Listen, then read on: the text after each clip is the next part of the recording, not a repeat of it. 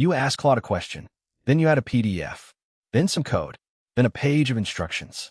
So how does Claude actually keep track of all of that? Claude's context is simply the information it has in front of it while working on your request.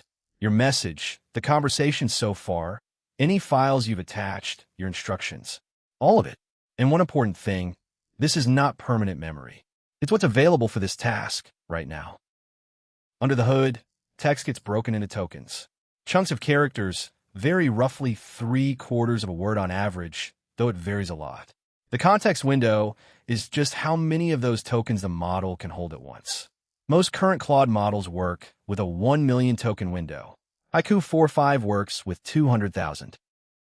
So what actually goes in there? Your conversation, documents you've attached, your instructions, code, examples of what good looks like. And here's the part people get wrong. More context isn't automatically better. Irrelevant information is still taking up room. What matters is that the right information is in there. Compare these two. On the left, fix this code.